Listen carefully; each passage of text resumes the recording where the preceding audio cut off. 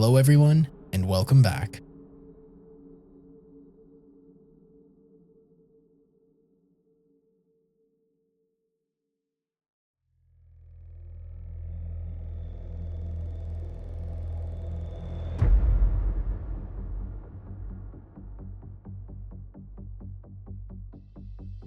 In the quiet suburbs of London, a little girl named Dorothy Louise Eady was born into a seemingly ordinary life.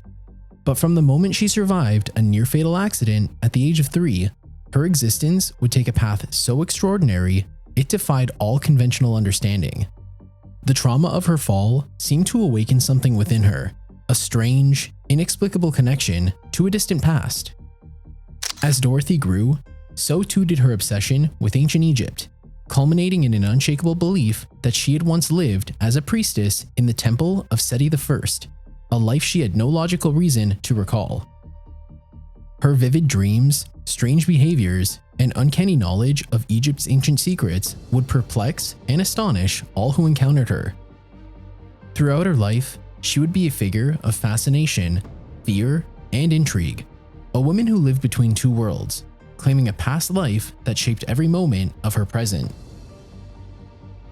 This is the story of Dorothy Eady, later known as Omm Sety, and how she became a living testament to the mysteries of reincarnation, a woman whose contributions to Egyptology were as profound as the enigma of her existence. I'm Matt, and this is Matt's Mysteries.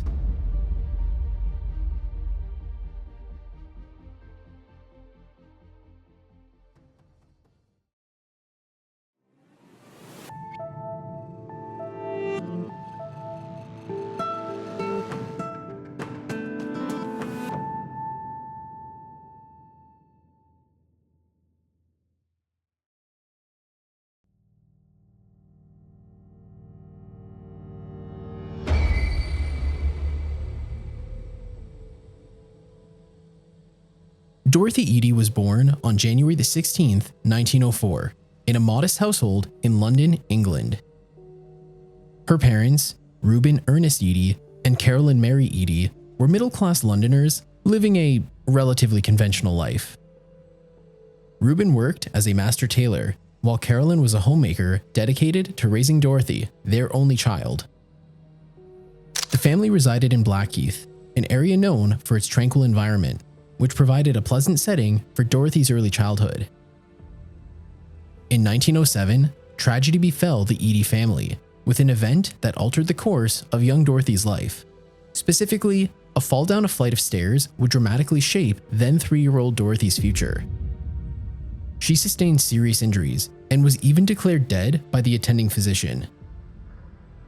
Now, the exact details of her injuries and the duration of her unconscious state remain somewhat vague, but family accounts suggest it was a profound and harrowing experience for everyone involved. Thankfully, and somewhat miraculously, Dorothy regained consciousness after a considerable period of time. This revival was seen by her family as nothing short of a miracle. However, following the accident, Dorothy's behavior and personality underwent noticeable changes, setting the stage for the extraordinary experiences that would ultimately define her life. After her recovery, Dorothy began to exhibit behaviors that puzzled and concerned her parents. She often spoke of wanting to go home, despite being in her own house. This recurring statement was perplexing, as it suggested a sense of displacement or belonging to a different place. Remember, she was 3, and at such a young age, it was unlikely that Dorothy could articulate such complex emotional or physical longing. Yet, her insistence on this point was clear and persistent, and although she could not properly articulate where this home was, it was clear by her insistence that it wasn't her lodging in London. Fast forward a little to 1908, where a pivotal moment in Dorothy's life would occur during a visit to the British Museum. This visit is often cited as the catalyst that solidified her connection to ancient Egypt. That bit will make sense soon.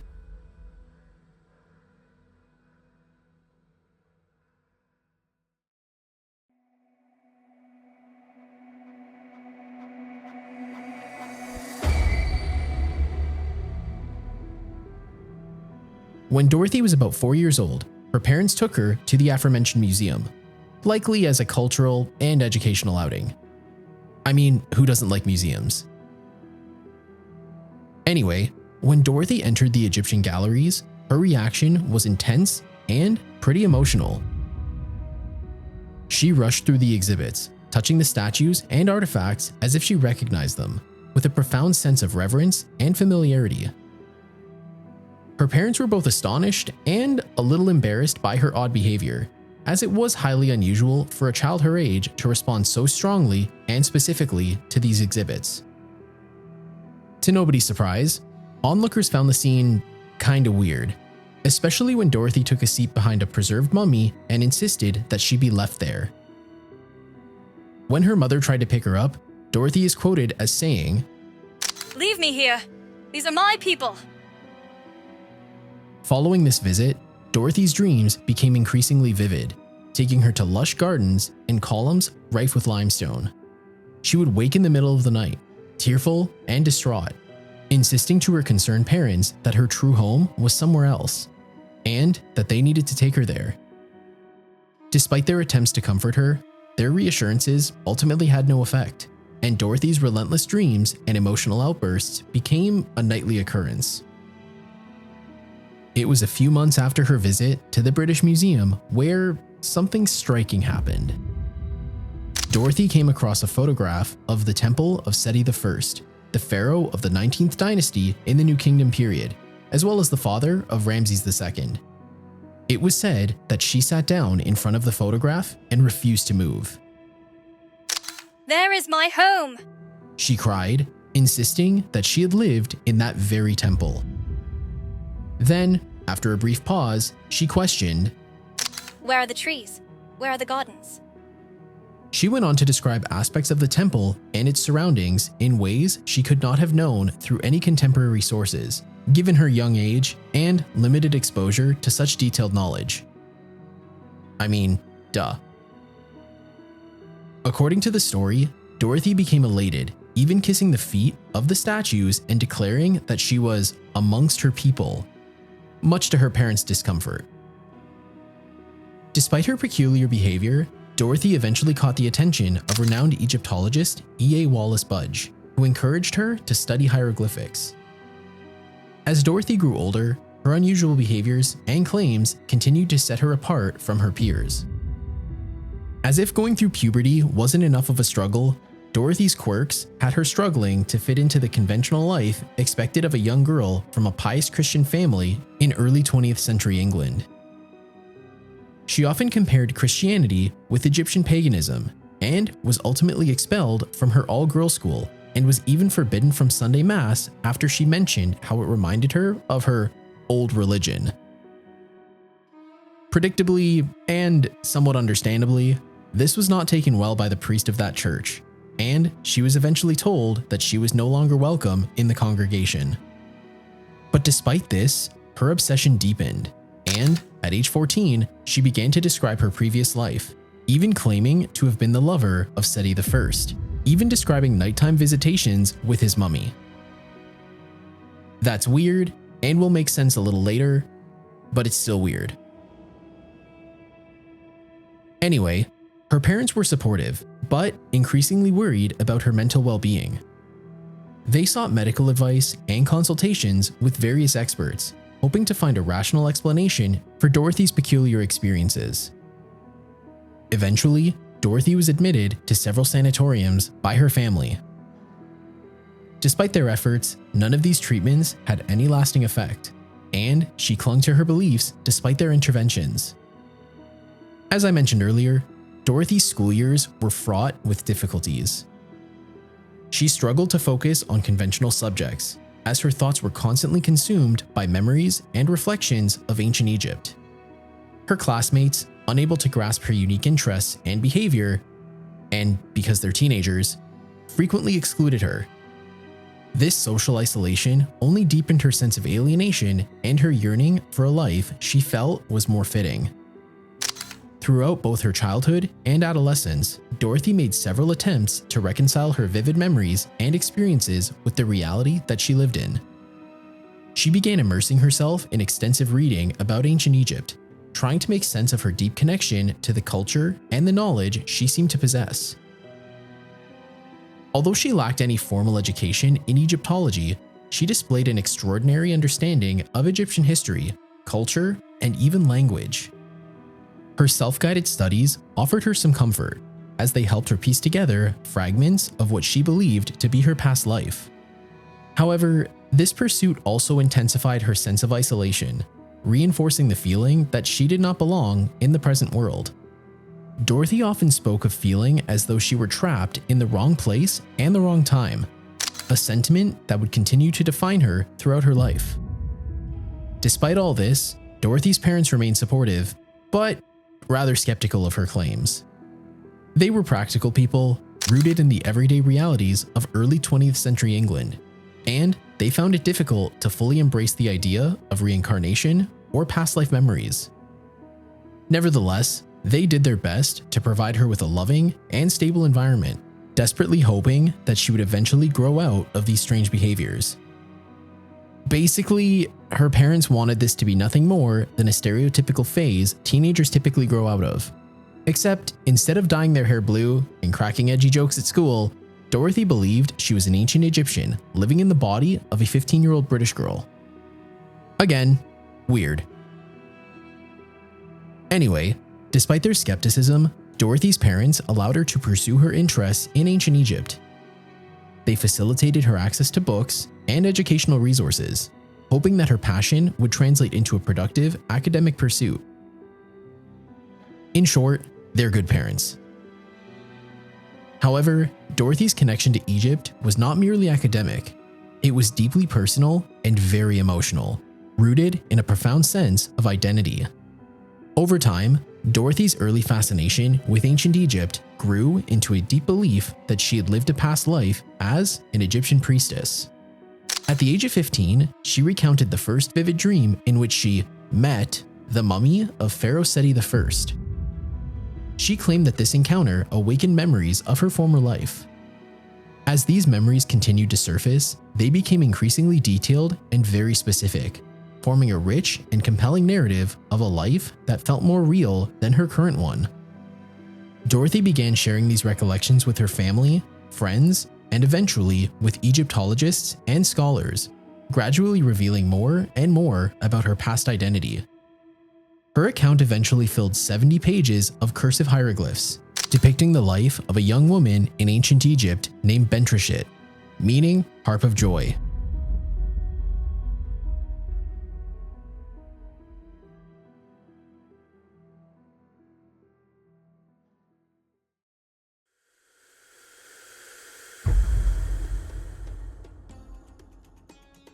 Bentreshyt was a young woman of humble origins, born to a peasant family. Tragically, at the age of 3, Bentreshyt's mother passed away, and she was sent to the Temple of Seti I at Abydos by her father to be raised as a consecrated virgin of Isis, and was trained as a priestess. Her life at the temple was dedicated to serving the gods, learning sacred rituals, and maintaining the temple's sanctity. She described the daily routines and responsibilities of a temple priestess, the rituals they performed, and the strict discipline they adhered to. She recalled specific locations within the temple complex, including hidden chambers and passages, some of which were unknown to contemporary archaeologists until they were later discovered, lending credibility to her claims. Again, that'll make sense soon. One of the most compelling aspects of Dorothy's past life memories was her relationship with Pharaoh Seti I. She claimed that at the age of 14, Bentreshyt had developed a close and rather intimate relationship with the pharaoh, a connection that went beyond the usual interactions between a ruler and a temple priestess. According to Dorothy, Seti I would visit the temple regularly, and during these visits, he and Bentreshyt developed a deep bond. I think you know where this is going. Dorothy's memories of Seti I were imbued with a sense of love and tragedy. She described secret meetings and conversations with the pharaoh, recounting how they confided in each other and shared a profound emotional connection. This relationship, however, was fraught with peril due to the strict regulations governing the conduct of temple priestesses. The vows of chastity and devotion to the gods made any romantic entanglement strictly forbidden. It's here where Dorothy's memories of her past life take a rather tragic turn. It was discovered that Bentreshyt was pregnant.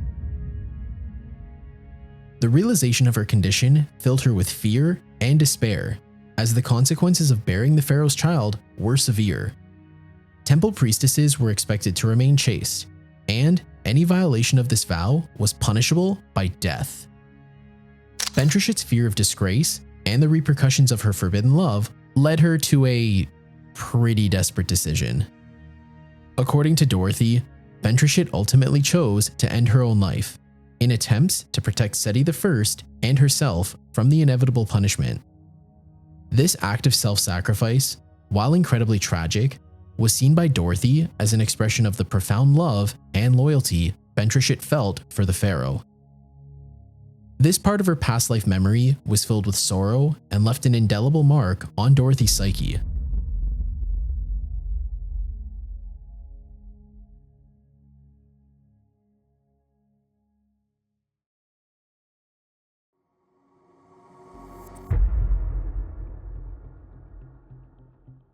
On a somewhat happier note, in 1931, Dorothy met an Egyptian man named Imam Abdel Meguid, the man who would eventually become her husband. This was a union that was both a practical arrangement and a cultural integration, and was the first significant decision that would shape the rest of Dorothy's life. Shortly after their marriage, the couple moved to Cairo, and this move was driven by her overwhelming desire to reconnect with the land she believed she once called home. While in Cairo, they had a son, whom she named Seti in honor of the pharaoh she loved in her past life. Adopting the name Omm Sety, meaning Mother of Seti, Dorothy embraced her new life in Egypt while continuing to explore and validate her past life memories. In Egypt, she immersed herself in the culture, language, and traditions, further deepening her bond with the country and its history. Now, despite Omm Sety seemingly beginning her journey to finding peace within her memories, her life eventually took a rather unfortunate turn. Her new in-laws, a family focused on social advancement, did not share her interest in pharaonic visions and out-of-body experiences, and as a result, her marriage quickly unraveled after only 2 years, when Imam left her and relocated to Iraq. Omm Sety decided to remain in Cairo to raise their son while working as a draftswoman at the National Department of Antiquities, where she also published several books and articles. She also became an integral part of the Egyptian archaeological community, offering her unique insights and knowledge to various excavations and research projects. It was also known at the time that she often spent nights alone inside the Great Pyramid of Giza, or placed offerings at the Sphinx, which caused the locals to both admire and fear her.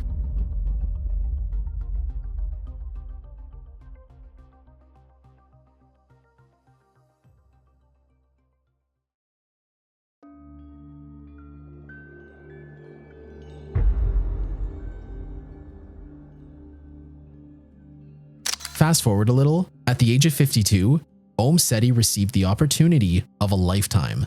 She was given the chance to work at the excavation site in Abydos, the very same site where her previous incarnation had allegedly grown up, became lovers with Seti I, and eventually died. She settled near the mountain Pega the Gap, a place revered in ancient traditions as the gateway to the afterlife. Her work at Abydos remains a remarkable reflection of her deep commitment and passion for ancient Egyptian history. Although she had no formal training in Egyptology, her exceptional understanding of ancient Egyptian rituals, language, and culture was unmatched.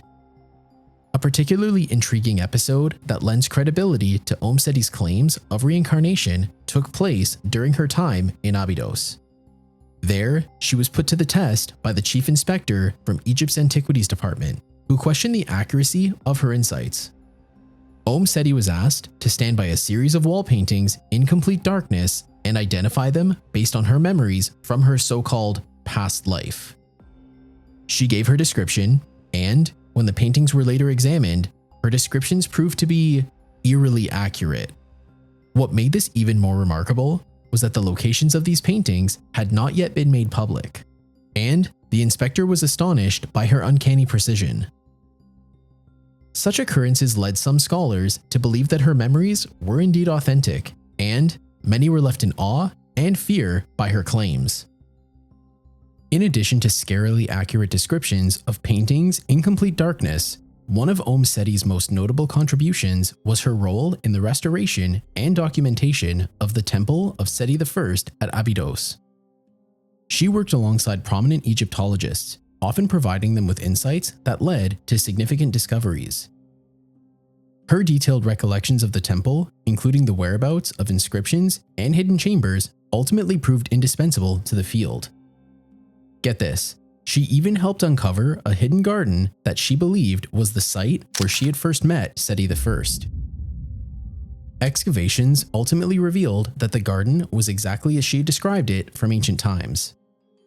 Omm Sety also shared her knowledge of religious rituals and prayers with other researchers. She was able to recount the content of many religious papyri before even reading them.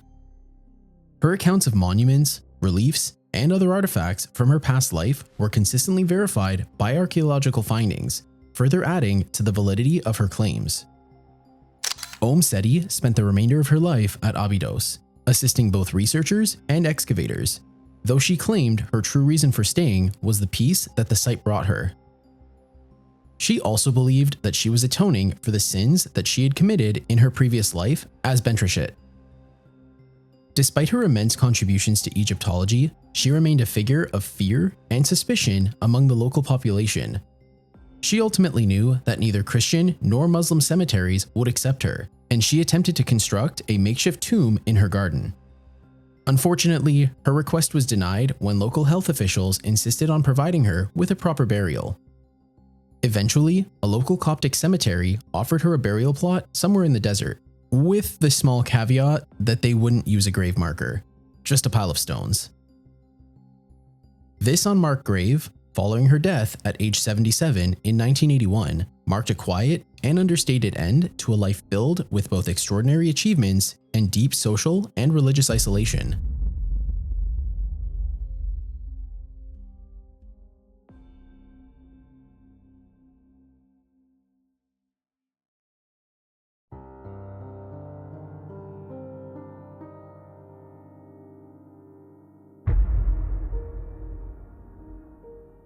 Despite her many contributions to Egyptology, Omm Seti's claims and methods were not without controversy. Many skeptics argued that her knowledge could have been acquired through extensive self-study and subconscious absorption of information. They also suggested that her passion for ancient Egypt and her experiences may have led to a self-constructed narrative that she genuinely believed. With that said, whether or not she was truly the reincarnation of an ancient Egyptian temple priestess, her contributions to the study of ancient Egypt are pretty undeniable. I should also point out that critics also pointed to the psychological impact of her childhood trauma, suggesting that her memories could be a coping mechanism or a manifestation of an altered state of consciousness.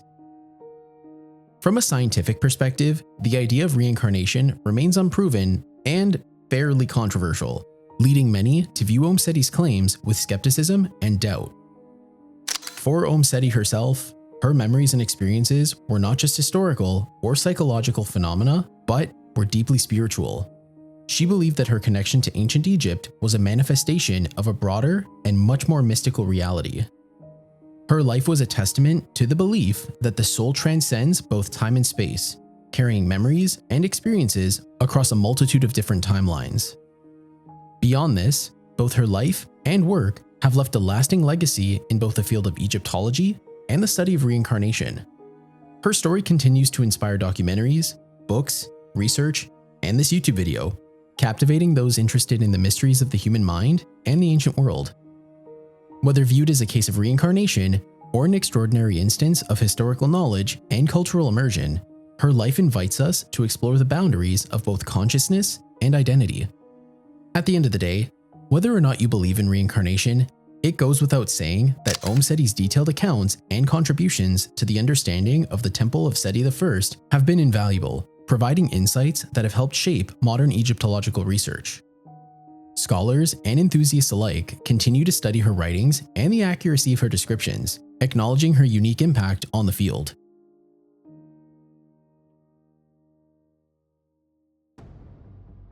So, you might be asking yourself, what the heck happened here? And I'm going to try and offer some insight, but since I'm not something of a scientist myself, take what I say with a hearty helping of salt. The trauma of her childhood accident and the subsequent changes in her behavior had a lasting impact on Dorothy's identity formation. Psychologists and researchers who have studied her case often speculate that the fall and her near-death experience could have triggered a latent memory or some sort of psychic phenomenon. The intensity of her memories and emotions suggests that the trauma may have opened a pathway to a different state of consciousness, one that allowed her to access a past life. From a psychological perspective, early childhood trauma can have profound effects on a person's development and sense of self. In Dorothy's case, the accident was not just a physical trauma, but was also a gateway to a different realm of experience. Her subsequent behaviors and claims can be seen as attempts to integrate these profound experiences into her everyday life. Beyond this, profound changes in behavior, as well as the development of new skills as a result of some sort of head trauma, has been fairly well documented. According to the Brain Injury Law Center, the astounding abilities of acquired savant syndrome often materialize following a traumatic injury to the left hemisphere of the brain, commonly a left anterior temporal lobe injury. In every case of savant syndrome, the right hemisphere of the brain compensates for the injured left hemisphere. In other words, acquired savant syndrome can present someone with new abilities after a TBI, where none of these abilities existed prior. It is widely believed that these newly surfaced skills are not newly created, but newly released Norse compensatory abilities. This has left many wondering if we are all capable of such miraculous skills. There are so many areas in which human beings may excel. That's why it's fascinating to know that most individuals who experience acquired savant syndrome can usually fit their newfound skills into one of just 5 categories: music, usually piano and performance; calendar calculating; mathematics, such as lightning calculations or easy computation of prime numbers; art, usually painting, sculpting, or drawing; and spatial or mechanical skills, such as accurately measuring distances without any tools. Less common skills that have been reported include perfect appreciation of time without a clock, incredible knowledge in fields such as statistics or neurophysiology, language facility, and strange sensory discrimination in touch, vision, or smell. Does this mean that Dorothy's head injury as a child led to dormant memories from the ancient past being released, leading to her passion for Egypt and its history, eventually adopting the moniker Omm Sety? I think I speak for most when I say, I don't know. Like I said before, I'm not something of a scientist myself. I'm also not a neurologist or some sort of smart person. I've mentioned this before, but I'm just a guy from Toronto with a mic and way too much free time. With that said, the categories that the Brain Injury Law Center list don't include detailed memories from ancient history, but maybe it's because this is an extremely rare case? That's pure speculation on my end, by the way. With all of that said, I can't entirely rule out the possibility. I mean, think about it. How could a child go from a fairly unremarkable life in 20th century London to suffering a near-fatal head injury, or sort of fatal if you include the fact that she was declared dead momentarily following the accident, to recalling vivid memories, developing an intense passion for Egypt and its ancient history, and going as far as identifying paintings unknown to the public, as well as helping to discover key pieces of the Temple of Seti I, which were undiscovered prior to her involvement. I don't think I'm alone in saying the math isn't mathing. So I'm going to end this little opinion segment by saying, I really don't know. Anyway, the claims of a past life by Dorothy Eady, also known as Omm Sety, present a fascinating narrative that bridges both the ancient and modern worlds. Her detailed recollections of life as an Egyptian priestess, her relationship with Pharaoh Seti I, and her contributions to Egyptology challenge our understanding of memory, consciousness, and identity. Whether one views her story through the lens of belief in reincarnation or as an extraordinary example of historical and cultural knowledge, it goes without saying that Omm Seti's life remains a compelling testament to the enduring mysteries of the human experience. Her journey from a near-fatal fall to a life dedicated to uncovering the secrets of ancient Egypt continues to captivate and inspire. Omm Seti's story is a reminder of the profound connections that can exist between both past and present, and the ways in which our identities are shaped by the experiences and memories that transcend both time and space. With absolutely all of that said, what do you think?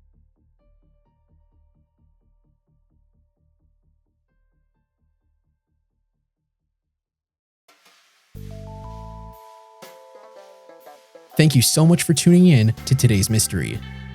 If there's a mystery you'd like me to cover, don't hesitate to leave a comment on the video, or send an email to mattsmysterystories@gmail.com. If you like what you saw and are interested in supporting me on my journey, consider subscribing to the channel. I post once a week, and will drop the occasional bonus episode if I have time. It goes without saying, the world is full of mystery, and I hope to share as many of them with you as possible. Until the next one, this is Matt telling you to stay mysterious.